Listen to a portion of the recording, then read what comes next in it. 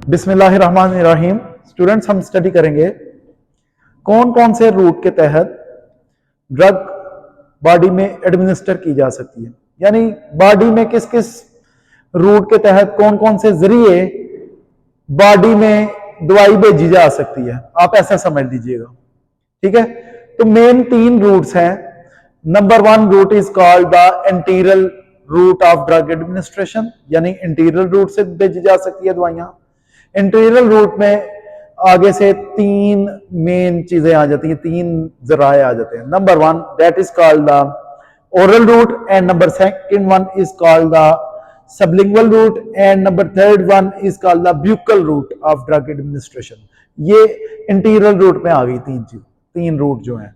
And number 2 जो route है that is called the parenteral route of drug administration. Parenteral route में हम basically दवाइयां आईएम मीन इंट्रामस्कुलर इंजेक्शन के तौर पे लगा सकते हैं, भेज सकते हैं बॉडी में। And number 2 one is called the IV route, intravenous route, जो कि वेन में इंजेक्शन लगता है। And the 3rd main one is called the subcutaneous route. Subcutaneous mean under the skin, जैसे इंसुलिन का इंजेक्शन लगता है बेली के इर्द गिर्द, आपने देखा होगा लोग लगाते हैं। तो ये 3 रूट हो गए पेरेंटरल रूट मेजर। सबसे पहले हमने देखा जो था रूट था मेन इंटीरियर रूट, उसके 3 आगे से रूट थे। And 2nd one is called the parenteral route of drug administration, and number 3rd route is called the local route of drug administration, यानी ड्रग हम जो लोकली तौर पे बॉडी को लगा सकते हैं। जैसे कि उसमें लोकल रूट में एग्जांपल दूंगा, आई ड्रॉप्स लगा, कतरे जो डालते हैं आंखों में, एंड कानों में जो ड्रॉप्स डालते हैं। आप स्किन के ऊपर कोई स्किन ऑइंटमेंट, क्रीम्स वगैरह, जेल्स वगैरह लगा लेते हैं, तो ये लोकल रूट के अंदर आ जाएंगी ये चीजें। अब हम इसको 1 बाय 1 करके डिटेल में देख लेते हैं। सबसे पहला जो रूट हम स्टडी करेंगे जो है that is called the enteral route of drug administration. Enteral route से मुराद, इंटीरियर रूट में 3 आ गए, oral route of drug administration, sublingual route and buccal route. Oral में देख लेते हैं। सबसे पहले देखेंगे ओरल रूट।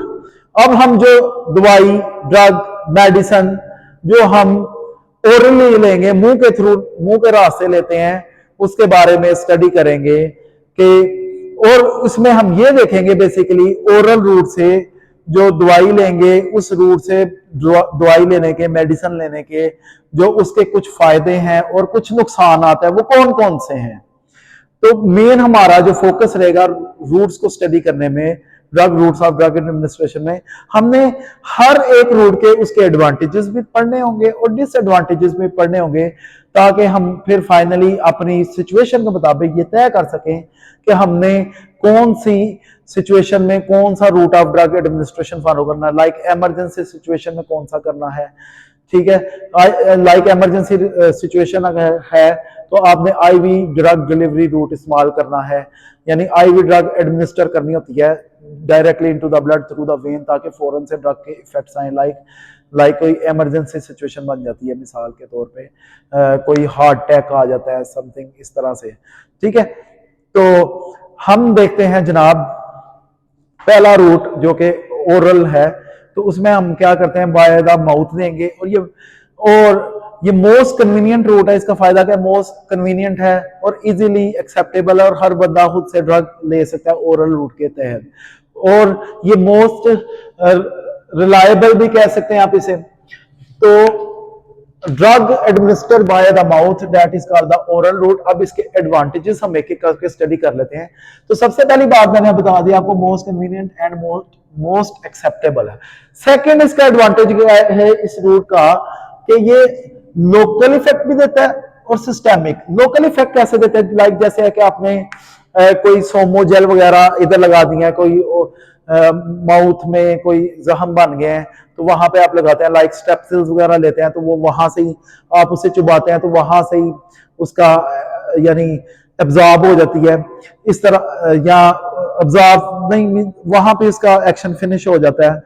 और ये तो हो गया लोकल के तौर पे। एंड इसके बाद हम देखते हैं सिस्टेमिक कैसे। सिस्टेमिक से मुराद ये होता है कि जब हम लाइक ड्रग लेंगे, ड्रग ली और यहाँ पे जाने के बाद, मैदे में जाने के बाद ये ड्रग कहाँ पे शामिल हो गई है, ड्रग ब्लड में जाना शुरू हो गया। सिस्टेमिक रूट से मुराद ये होता है कि जो आपने ड्रग लिया है तो ये इसमें ब्लड में यहाँ से दाखिल होना शुरू हो गया, that is called the systemic route. Mean जब आप ओरली ड्रग लेंगे तो ओरली जब ड्रग लेंगे तो यहाँ से इसके बाद जाके खून में शामिल हो जाएगी, मैदे से और स्मॉल इंटेस्टाइन से मोस्टली दवाइयां इधर से अब्जॉर्ब हो जाती हैं और ये ब्लड सर्कुलेशन में चले जाती हैं। तो ये सिस्टेमिक रूट हो गया, जो चीज ब्लड में चलेगी उसे सिस्टेमिक के तौर पर हम स्टडी करते हैं। तो इसका मतलब है कि ओरल रूट बेसिकली लोकल भी है, सिस्टेमिक भी है। एंड नंबर 3 पे देखते हैं, dosages form not required sterile technique for administration.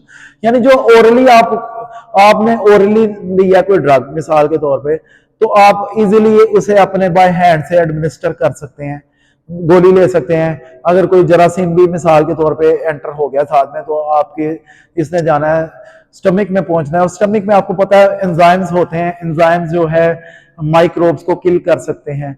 लेकिन जबकि आप इसके मुतबादिल अगर देखेंगे तो आप जब वो रूट इस्तेमाल करेंगे, आईवी रूट जो इंट्रावीनस रूट है, वेन के थ्रू दवाई देते हैं, तो उस वक्त आपको स्टीराइल टेक्निक इस्तेमाल करना पड़ेगी, बिल्कुल स्टीरिलाइज सिरिंज नीडल्स वगैरह होनी चाहिए। अदरवाइज अगर तो उसमें कोई जरासीम वगैरह चले जाए तो शॉक आ सकता है। शॉक से क्या हो सकता है, शॉक से डेथ भी हो सकती है पेशेंट की अगर कोई रिएक्शन हो जाए तो इसका ये फायदा है इस रूट का कि आप स्टीराइल टेक्निक्स हमें रिक्वायर नहीं होती इस रूट ऑफ ड्रग एडमिनिस्ट्रेशन से। And the number 4 route is called the drug 4 advantage is called the drug delivery into the circulation is slow and that's why high drug concentration is avoided and side effect are less। देखिए जब आप drug orally लेते हैं तो इसे आहिस्ता आहिस्ता आहिस्ता आहिस्ता पहले मैदे में जाएगी, स्मॉल इंटेस्टाइन में गई, स्लोली अब्जॉर्ब होगी, ब्लड में स्लोली पहुंचेगी। और जब ब्लड में कोई चीज स्लोली पहुंचती है तो स्लोली पहुंचने की वजह से क्या होगा, ब्लड में उसकी मिकदार भी कम होगी, कंसंट्रेशन भी कम होगी, जिसकी वजह से कंसंट्रेशन एकदम ज्यादा नहीं होगी, तो क्या है इसके साइड इफेक्ट्स भी कम आएंगे। तो इसलिए इसके एडवर्स इफेक्ट या साइड इफेक्ट्स आर अवॉइडेड हो जाएंगे, ये इसका फायदा है ओरल रूट का। लेकिन जबकि आप आईवी के कंपैरिजन में जाएं तो आप डायरेक्टली ब्लड में ही ड्रग एडमिनिस्टर कर रहे हैं, जिसकी वजह से तो पूरा का पूरा इंजेक्शन वहां पे जा रहा है और क्विकली उसके साइड इफेक्ट्स आ सकते हैं, आपको फेस करने पड़ सकते हैं। इवन के उस रूट में डेथ के चांसेस भी होते हैं अगर इन्फेक्शन हो जाए या कोई रिएक्शन हो जाए उस ड्रग से। आपने सुना होगा अक्सर किसी को इंजेक्शन लगा है, इंजेक्शन लगने से पेशेंट को डेथ हो गई, आईवी इंजेक्शन लगता है। लेकिन जब आप ओरली कोई ड्रग इस्तेमाल कर रहे होते हैं तो आप बड़ा सेफ खेल रहे होते हैं, पेशेंट के लिए भी सेफ होते हैं और अपने लिए भी। जाहिर बात आप अपने हेल्थ केयर प्रोफेशनल है, आपकी भी सेफ्टी होती है उसमें। अपनी सेफ्टी से हवाले से होती है कि आपका बैड इंप्रेशन नहीं जाता और पेशेंट को अगर रिएक्शन नहीं होता, पेशेंट सेफली इजीली ड्रग लेता है, तो उसे यानी वो डॉक्टर की भी एक अच्छी वर्थ जाएगी पेशेंट के माइंड में। एंड इसके बाद हम देख लेते हैं, ये तो हमने देख ली advantages of the oral route. अब हम स्टडी करेंगे disadvantages of the oral route. Disadvantages में देखते हैं वेरिएशन इन ड्रग एब्जॉर्प्शन। जब आप ये देखिएगा, जब आप ये स्टडी करते हैं, आप ये ड्रग लेते हैं तो ये ड्रग एब्जॉर्ब हो जाती है ब्लड में, तो इसकी एब्जॉर्प्शन बड़ी स्लो है। तो ये इसका डिसएडवांटेज है, जब एब्जॉर्प्शन ब्लड में स्लो होगी, एब्जॉर्प्शन ड्रग की जब स्लो होगी ब्लड में, तो जब ब्लड में सही प्रॉपर चीज नहीं जाएगी, यानी तेजी से नहीं जाएगी, तो जाहिर बात है उसके रिजल्ट्स आते, उसका थेराप्यूटिक जो हमें इफेक्ट चाहिए, जो उससे फायदा हमें चाहिए, वो स्लोली आएगा। तो इसकी वजह से एक इसका डिसएडवांटेज ये भी बन जाएगा कि unsuitable in emergency situation because क्योंकि इसकी एब्जॉर्प्शन बड़ी स्लो होनी है। और अगर एक मरीज है किसी इमरजेंसी सिचुएशन में है, उसे ड्रग चाहिए, जाहिर बात अगर आप ओरली ड्रग दे देंगे तो स्लो एब्जॉर्प्शन होगी, हो सकता है वो पेशेंट ड्रग एब्जॉर्ब होने से पहले ही उसकी डेथ हो जाए। लेकिन आप जब भी इमरजेंसी रूट इस्तेमाल करते हैं फिर आईवी देना होगा ताकि आपकी वो फौरन से ड्रग डिलीवरी पहुंचे, एब्जॉर्प्शन हो ब्लड में और वो टारगेट रिसेप्टर पे ब्लड से जब डिस्ट्रीब्यूट हो अपने रिसेप्टर पे जाके अपना एक्शन करे, जिसकी वजह से पेशेंट की जान बचाई जा सके। एंड इसके बाद थर्ड इसकी देखते हैं, इरिटेशन ऑफ म्यूकोजा। इसका डिसएडवांटेज है जब आप ओरली ड्रग लेते हैं, आपकी सारी की सारी जितनी भी ये लेयर्स हैं, जितनी इसोफिगस है, स्टमक है, इसका जो सबसे अंदर वाली लेयर होती है उसे कहते हैं म्यूकोजा, म्यूकस लेयर, वो भी उसकी इरिटेशन के चांस होते हैं क्योंकि डायरेक्टली ड्रग जाके वहां पे उसका इंट्रैक्शन होता है या उसके साथ अटैच होती है जाके आपके माउथ के अंदर वाले, जो सबसे अंदर वाली लेयर है उसके साथ म्यूकोजल लेयर, उसकी इरिटेशन काज कर सकती है। एंड ओरल रूट का एक डिसएडवांटेज ये भी है, फोर्थ वन डिसएडवांटेज ये है कि ये जो है ना ड्रग का हिपैटिक मेटाबॉलिज्म बहुत ज्यादा, extensive hepatic metabolism, hepatic mean liver, metabolism mean metabolism, यानी मेटाबॉलिज्म मीन दवाई की तोड़ फोड़ आप समझ लें, और एक्सटेंसिव मीन ज्यादा, और इसको कहते हैं फर्स्ट पास इफेक्ट भी कहते हैं। अच्छा, extensive hepatic metabolism mean first pass effect before the drug reaches to its site of action, यानी आपने इसको मैं समझा देता हूं, फर्स्ट पास मेटाबॉलिज्म को इसे फर्स्ट पास इफेक्ट भी कहेंगे, फर्स्ट पास इफेक्ट भी कहेंगे। और ये एग्जाम के पॉइंट ऑफ व्यू से ये एग्जामिनर लाजमी वाइवे में पूछता है, इससे रिलेटेड ऑब्जेक्टिव भी बहुत दफा आ चुका है। तो आप देखिए, जब आप स्टमक के आपने जब ओरली ड्रग ली, ये गई स्टमक में या स्मॉल इंटेस्टाइन में, यहां से ड्रग एब्जॉर्ब हुई, यहां से ड्रग एब्जॉर्ब होने के बाद यहां से जो ब्लड वेसल जा रही है, एक यहां पे जाके एक वेन ओपन होती है जिसे कहता है hepatic portal vein, hepatic mean liver, hepatic portal vein जो ही ड्रग एब्जॉर्ब होगी उसे डायरेक्टली किधर ले जाएगी, लिवर में। अब लिवर में दवाई जब पहुंचेगी तो यहाँ पे मिसाल के तौर पे आप पैनाडॉल ले रहे हैं, इसका कुछ असर यहाँ पे खत्म हो जाना है, और बाकी जो रिमेनिंग जो मेटाबॉलाइज नहीं होगी उसने जाके आगे जाके फर्दर ड्रग ने यहां से निकल के डिस्ट्रीब्यूट होगा अपने टारगेट टिश्यूज पे जाके अपना एक्शन करना है। लेकिन फर्स्ट पास मेटाबॉलिज्म में जब आप ओरल रूट इस्तेमाल करते हैं, जो भी आप मेडिसिन लेते हैं, उसका इफेक्ट हिपैटिक पोर्टल वेन के थ्रू जब ड्रग लिवर में पहुंचती है उसका पहले इफेक्ट खत्म हो जाता है। तकरीबन इसके बारे में कहा गया 50 to 70% इफेक्ट यहाँ पे दवाई का खत्म हो जाता है। इसलिए जब आप कोई इंजेक्शन लेते हैं, मिसाल के तौर पे पैनाडोल का मार्केट में जो इंजेक्शन आता है प्रोवैस के नाम से आता है, लाइक वो 100 मिलीग्राम देते हैं, और लेकिन जो आप टैबलेट इस्तेमाल करते हैं, टैबलेट 100 मिलीग्राम का इंजेक्शन होता है वो, ठीक है, लेकिन जब आप टैबलेट इस्तेमाल करते हैं तो वो 500 मिलीग्राम की होती है टैबलेट। फिर इस लिहाज से ओरली दवाई दी जाती है ज्यादा, क्योंकि ओरली इसलिए ज्यादा दी जाती है क्योंकि उसका काफी सारा मेटाबॉलिज्म वो पहले ही हो जाता है, उसका इफेक्ट पहले ही खत्म हो जाना है। लेकिन जब आप आईवी देंगे तो उधर फर्स्ट पास इफेक्ट ओबे नहीं करना पड़ेगा, आप ड्रग आईवी देंगे तो वहां पे फर्स्ट पास इफेक्ट से बचत हो जाएगी आपकी, सही है। तो इस हवाले से फिर ड्रग का इफेक्ट पहले खत्म हो जाता है 50 to 70%। तो फर्स्ट पास मेटाबॉलिज्म या फर्स्ट पास इफेक्ट में क्या है कि जब आप ड्रग ओरली लेते हैं ओरल रूट के तहत, वो सबलिंगुअल की यहाँ पे बात नहीं हो रही, स्पेशली ओरल रूट की बात हो रही है।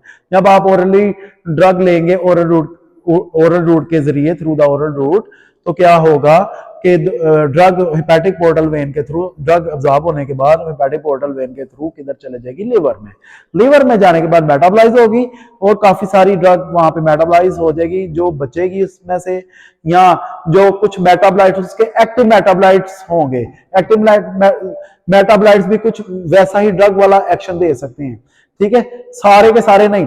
और जो यानी ड्रग वहां से यानी मेटाबॉलाइज नहीं होगी, वो ड्रग जाके पहुंचेगी कहां पे, अपने डिस्ट्रीब्यूट होने के बाद अपने टारगेट रिसेप्टर पे, वहां पे जाके अपना एक्शन देगी और अचीव हो जाएगा फिर रिजल्ट। तो इसमें फर्स्ट पास इफेक्ट को ओबे करना पड़ता है, this is the first pass effect, ठीक है। तो फर्स्ट पास इफेक्ट को मैं एक दफा फिर डिफाइन कर देता हूं। फर्स्ट पास इफेक्ट में क्या होता है, एक्सटेंसिव हिपैटिक मेटाबॉलिज्म हो जाता है। फर्स्ट पास इफेक्ट में क्या होता है, the drug reaches to its site of action में पहुंचने से पहले, ठीक है, ड्रग जो है ना मेटाबॉलाइज हो जाती है लिवर में, ड्रग मेटाबॉलाइज हो जाती है अपने साइट ऑफ एक्शन से पहुंचने से पहले। तो ये इसका एक डिसएडवांटेज है, और ये बहुत मेन डिसएडवांटेज है। This is the main disadvantage of the oral route. And एक और डिसएडवांटेज देखेंगे, नंबर 5 कुछ अद्वियात हैं जैसे कि इंसुलिन है वो प्रोटीन, आपको पता है 51 अमाइनो एसिड्स मिले हैं तो प्रोटीन हार्मोन बनता है।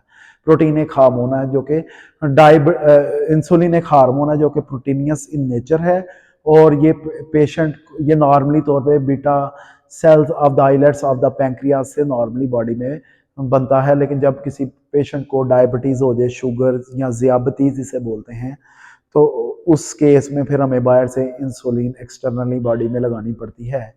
तो जब और बॉडी में फिर सबक्यूटेनियस इंजेक्शन की फॉर्म में लगाते हैं, ओरली इसकी टैबलेट नहीं ले सकते। उसकी रीज़न ये है क्योंकि प्रोटीनियस हार्मोन जैसे हैं वो अगर मैदे में जाएंगे तो मैदे में एंजाइम है, लाइक स्टमक में एंजाइम है जो कि लाइक पेप्सिन है, तो पेप्सिन उसका क्या कर देगा, ब्रेक डाउन कर देगा।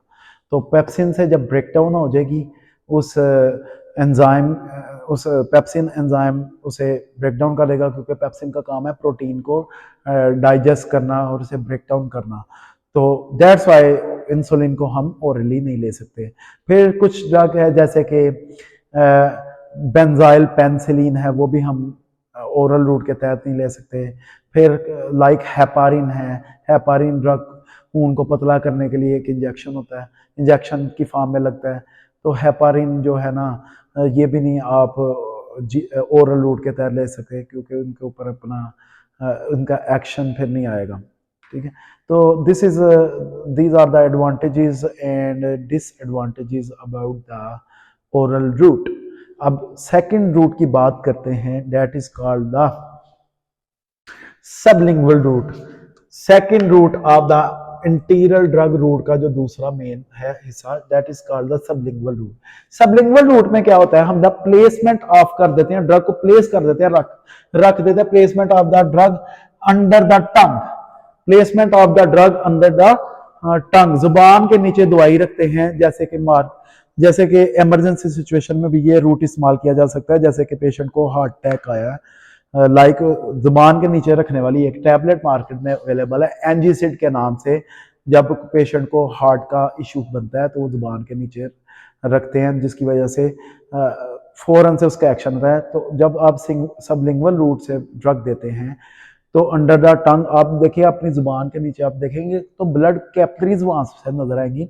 अब आप ड्रग यहाँ पे रखेंगे तो ब्लड कैपिलरी से ड्रग एब्जॉर्ब डिफ्यूज हो जाएगी, फौरन से डिफ्यूज होने से मुराद है ड्रग डिफ्यूज होके ब्लड में पहुंच जाएगी फौरन, और ब्लड में पहुंचने से पहले और पहुंचने के बाद वहां पे अपना टारगेट एक्शन करेगी जो कि आपको रिक्वायर है। यहाँ पे ड्रग का मेन एंजीसिड के केस में क्या एक्शन करना होता है एंजीसिड ने, बेसिकली एंजीसिड का main formula ग्लिसरॉयल trinitrate.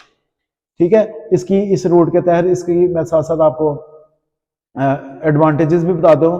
Rapid absorption, फौरन डिफ्यूज हो जाएगी, ब्लड कैपिलरी से ड्रग एब्जॉर्ब हो जाएगी, एंड उसका इफेक्ट क्या आएगा, ग्लिसरॉयल ट्राइनाइट्रेट जो कि एंजीसिड टैबलेट है उसके अंदर ये फार्मूला होता है, इसे नाइट्रोग्लाइसरीन भी कहते हैं वैसे।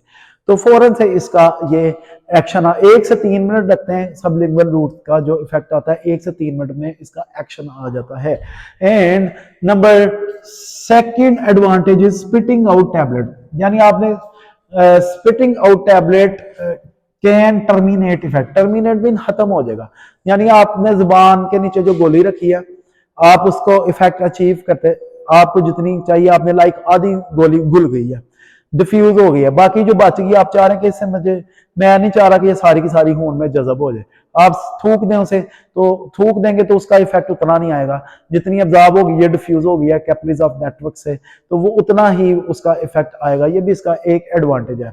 फिर लो इंसिडेंस ऑफ इन्फेक्शन, अब आप उसे जब कंपेयर करेंगे आईवी इंजेक्शन को लगाएंगे तो फौरन से स्टीराइल टेक्निक भी चाहिए, यानी उसे लगाने के लिए स्टीरिलाइज नीडल वगैरह भी चाहिए, बड़ी टेक्निक के साथ भी लगानी पड़ेगी और लगाना पड़ेगी ड्रग उस सूरत में। लेकिन जब आप आई अंडर द टंग जुबान के नीचे रखेंगे तो उसे हमें इमरजेंसी सिचुएशन में भी हम इस रूट को यूज कर सकते हैं, and low incidence of infection, infection भी इस रूट से नहीं होगा। एंड नंबर 4 बड़ा एडवांटेज है इसका, avoidance of first pass metabolism. जैसे ओरल रूट से क्या होता है, जब आप ड्रग लेते हैं तो वहां पे आपको फर्स्ट पास इफेक्ट का सामना करना पड़ सकता है, दवाई अपने यानी टारगेट टिश्यू पे जाने से पहले पहले लिवर में मेटाबॉलाइज हो जाती है। लेकिन यहाँ पे ऐसा कुछ नहीं है, फर्स्ट पास मेटाबॉलिज्म को ओबे नहीं करना पड़ता, यहाँ पे अवॉइड हो जाता है। ये इसका बड़ा बेनिफिट है इस रूट ऑफ ड्रग एडमिनिस्ट्रेशन का, यानी सबलिंगुअल रूट का। अभी हम स्टडी कर लेते हैं इसके डिसएडवांटेजेस। तो डिसएडवांटेजेस क्या है, बार बार फ्रीक्वेंटली यूज करेंगे तो हमें डिस्कम्फर्ट सा फील हो सकता है। And number second one is called, मैंने आपको बताया ऑलरेडी कि आपकी जो ओरल म्यूकोजल लेयर की इरिटेशन हो सकती है। म्यूकस जो हमारी सारी लेयर्स है ना अंदर की तरफ, जो जिसके साथ ड्रग जाके टच करती है, ये सारी की सारी म्यूकस लेयर होती है। तो आप जब भी प्लेस सबलिंगुअल रूट से या ओरल रूट से ड्रग लेते हैं तो म्यूकस की इरिटेशन हो सकती है। नंबर सेकंड वन पे हम स्टडी करेंगे parenteral route of drug administration. Parenteral route of drug administration में मेजर 3 रूट्स आते हैं, intravenous route, IV and intramuscular route mean muscle के अंदर जो इंजेक्शन लगेगा, और subcutaneous route of drug administration. Subcutaneous से मुराद ये है कि जो ड्रग को हम एडमिनिस्टर करेंगे अंडर द स्किन, स्किन के नीचे। तो स्किन के नीचे की रूट की मिसाल है जैसे कि इंसुलिन का इंजेक्शन देते हैं, उसकी सिरिंज होती है छोटी सी, और वो आपने देखा होगा पेशेंट्स काफ़ी सारे ये बैली वाली रीजन में लगाते हैं, और ये अंडर द स्किन इंजेक्शन लगता है। ये इससे मुराद है सबक्यूटेनियस रूट। ये 3 मेजर रूट है, ये याद रख लीजिएगा, जो कि पेरेंटरल रूट है।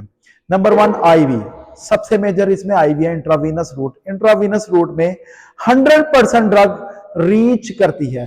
क्या 100% जो ड्रग है, 100% drug reach the systemic circulation. ये वाहिद रूट है बॉडी का जिसमें 100% drug reach to the systemic circulation, mean blood में जाती है 100%। अगर आपको ऑब्जेक्टिव आ जाए पेपर में, एग्जाम में, तो ये वाहिद।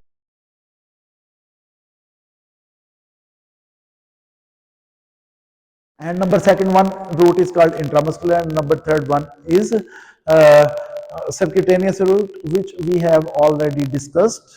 And इसके अलावा भी कुछ रूट्स आते हैं जो कि पेरेंट्रल रूट में आ जाते हैं, लाइक इंट्राडर्मल रूट। इंट्रा का मतलब with in, with in mean अंदर, डर्मा मीन स्किन, स्किन के अंदर जो इंजेक्शन लगता है।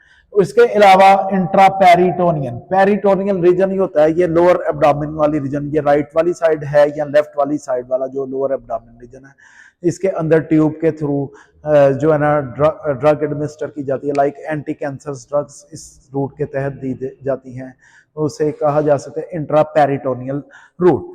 And next one is intra arterial route. Intra का मतलब है विद इन, अंदर, आर्टीरियल मीन आर्टरी के अंदर।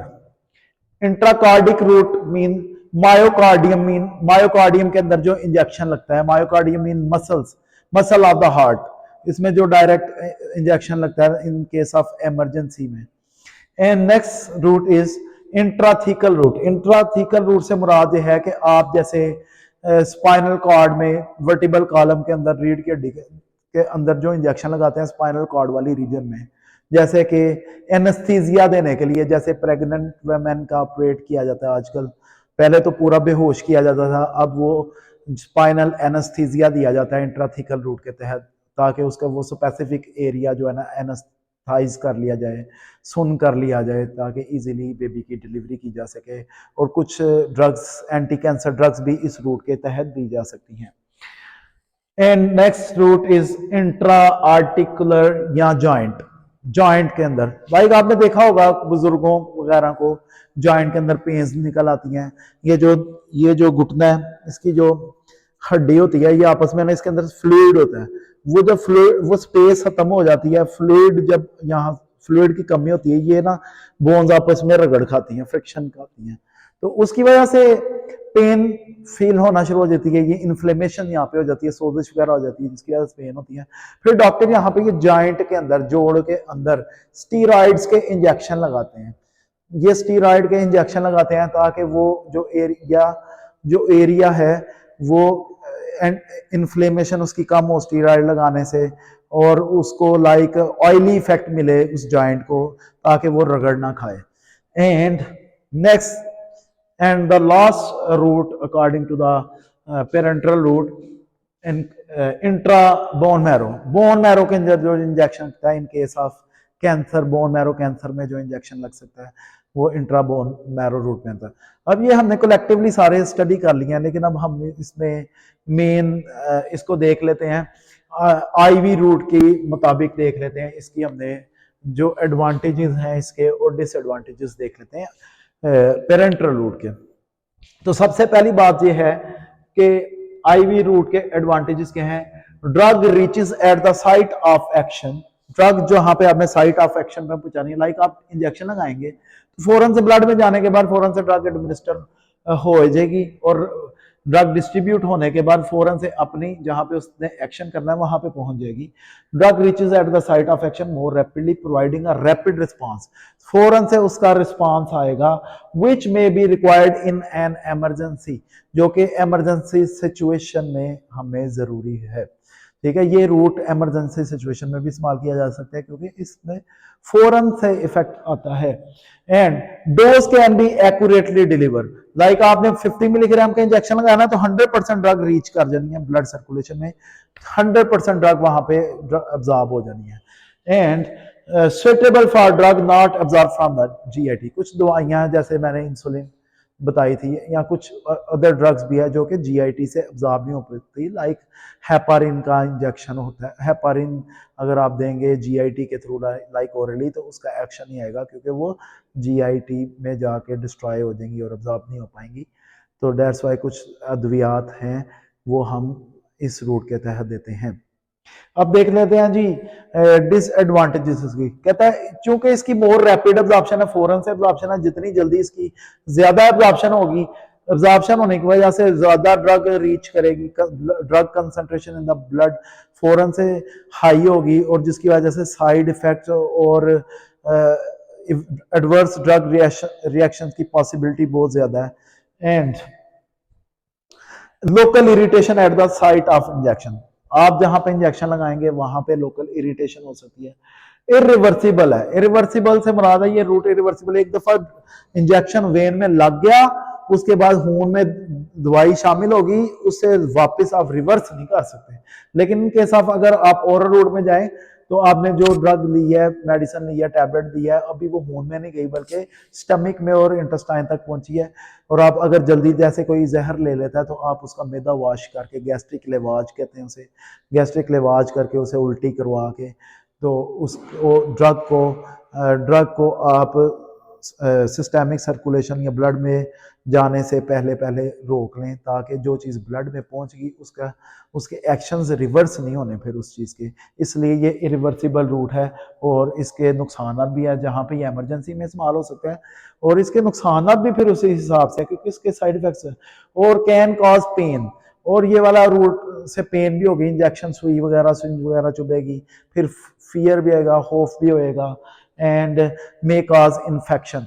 जारी बात है यहाँ पे जहाँ पे आप इरिटेशन हो गया है, जहाँ पे सिरिंज लग रही है, कोई गंदी सिरिंज लग गई, कोई कंटेमिनेटेड ना हुआ इंजेक्शन या नीडल, तो फिर इन्फेक्शन फैलने के भी चांसेस होंगे। अभी हम देखेंगे कि आईएम अगर इंजेक्शन लगाना है तो उसमें कौन से एंगल पे इंजेक्शन लगेगा, वो है 90 का एंगल।